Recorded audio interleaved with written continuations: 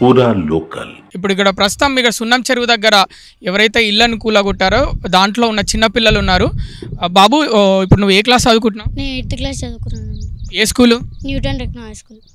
ఇప్పుడు స్కూల్కి మరి ఏంటి పరిస్థితి? స్కూల్కి వెళ్తున్నావా లేదా? మరి కూల్ చేసారు కదా ఇల్లు. స్కూల్కి వెళ్తున్నాను కానీ ఇల్లు కూల్ చేసినందుకు బుక్కులు తీసుకుందాం అంటే గిట్టంగా టైం ఇవ్వకుండా బుక్కులు లోపలనే ఉన్నాయి, అయినా గిట్టంగా కూల్ చేసి తినడానికి తిండి కూడా లేదు. లోపల అన్నం ఉంది తీసుకుంటామని అంటే గిట్టంగా తీసుకొనియకుండా లాగేసి మా పేరెంట్స్ని పోలీస్ స్టేషన్ తీసుకెళ్ళి వాళ్ళు అడ్డుపడతారని వాళ్ళ పోలీస్ స్టేషన్కి తీసుకెళ్ళి మమ్మల్ని జరిపేసి మా ఇల్లు మొత్తం కూల్చేసిర్రు. తినే తిండి గిట్టంగా మమ్మల్ని తీసుకొని ఇవ్వకుండా మేము స్కూల్కి ఎట్లా వెళ్ళాలి, ఎట్లా చదువుకోవాలి, బుక్స్ మొత్తం తడిసిపోయినాయి, నాశనమైనాయి. ఇప్పుడు ఈరోజు ఎగ్జామ్ ఉంది, ఎట్లా టీచర్స్ కాల్ చేసి ఎందుకు రాలేదని అడుగుతున్నారు. చెప్పుకోలేని పరిస్థితిలో ఉన్నాం మేము. ఇప్పుడు ఏం చెప్పాలో గిట్టంగా తెలియదు.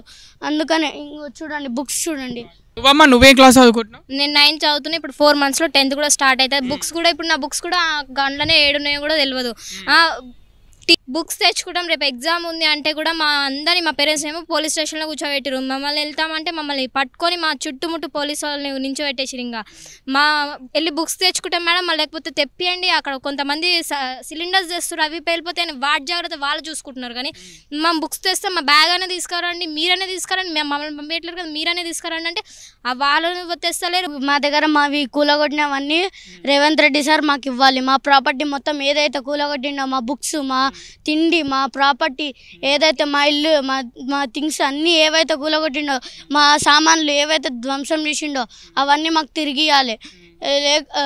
మేము తిరిగిస్తేనే మళ్ళీ ఆయన కొట్టేస్తాం, ఆయనను గెలిపించుకుంటాం. కానీ ఇట్లాంటి ప్రభుత్వం అయితే నేను ఎప్పుడు చూడలేదు. కేసీఆర్ సార్ ఉన్నప్పుడు అయినా ఎప్పుడు ఇట్లా కాలేదు. కేసీఆర్ సార్ ఉన్నప్పుడు మంచిగా ఉన్నాయి, ఇంకా చాలా బాగుండే ప్రభుత్వం.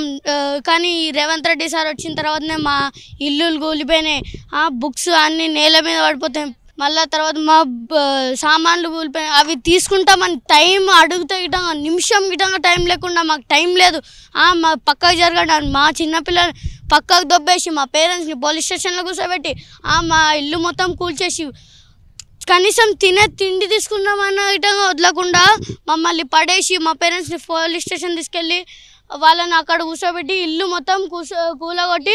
మీరు కూడా వెళ్ళిరా అమ్మ? మమ్మల్ని తీసుకెళ్ళలే, మా పేరెంట్స్ ఇక్కడ ఆపుతురు, అడ్డం వస్తురు అని చెప్పి బుక్స్ మెటీరియల్స్ తీసుకుంటాం, మా సామాన్లు తీసుకుంటాం అంటున్నా కూడా పెట్రోల్ తీసుకుపోసుకున్న గిట్టంగా వాళ్ళు ఇంటలేరు కూడా. అందుకే గుంజుకొని మా పేరెంట్స్ కళ్ళు తిరిగి పడిపోయిన గిట్టంగా అట్లే తీసుకొని వెళ్తురు. కానీ లేపుతలేరు, ఒక చక్క మంచి తీసుకొని వెళ్తలేరు. పేదవాళ్ళ పిల్లలని సరిగా పట్టించుకోవట్లేదు. ఉన్నోళ్ళు అయి ఉంటే కనుక వాళ్ళు మనీ ఇస్తారు కాబట్టి మాది కూల్ చేసిరు అనుకో, వాళ్ళు మనీ ఇస్తారు, మనీ ఇచ్చి ఆపించుకుంటారు. ఆ విలాసులు కూడా, ఆ విలాసులు ఏమో ఇప్పుడు 5 years రీసెంట్గానే కట్టిరు. మాది 18 years నుండి మేము ఉంటున్నాం ఇక్కడ. మాది 18 years చూస్తలేరు కానీ రిజిస్ట్రేషన్ అయింది. విలాసులు కూడా కొడతలే, అక్కడ ఉన్న ఇల్లులు కూడా కొడతలే, కానీ మా దగ్గర వచ్చి మావి కూడా కొట్టేసిర్రు. ఎందుకంటే మేము పైసలు ఇవ్వలేము, వాళ్ళు మనీ ఇవ్వగలరు కాబట్టి వాళ్ళు ఉంచుతురు.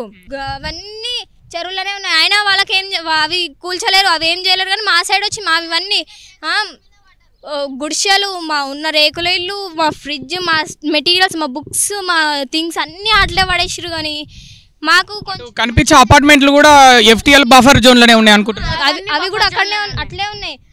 అవి ఏం చేస్తలేరు కానీ మా దగ్గర వాటికి నోటీస్ ఇచ్చారు కానీ మాకెందుకు ఇవ్వలేరు? మాకు ఇస్తే మేము గిట్ట స్టేటర్ తెచ్చుకుంటాం కదా. వాళ్ళకి నోటీస్ ఇచ్చి వాళ్ళని కాపాడుకుర్రు, వాళ్ళు మనీ ఇస్తారు కాబట్టి వాళ్ళకి నోటీస్ ఇచ్చి స్టే ఆర్డర్ తెప్పించుకుర్రు. వాళ్ళు తెప్పించుకుర్రు కాబట్టి వాళ్ళు బతికిపోయారు.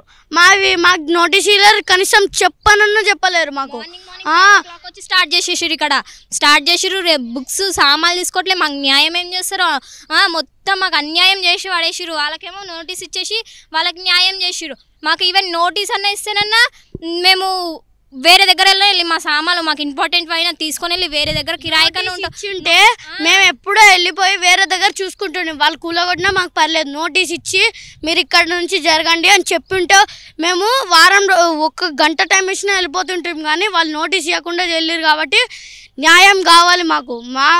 మా రేవంత్ రెడ్డి సార్ చెప్పకుండా కూలగొట్టింది కాబట్టి ఆయన కట్టించే వరకు జరగము.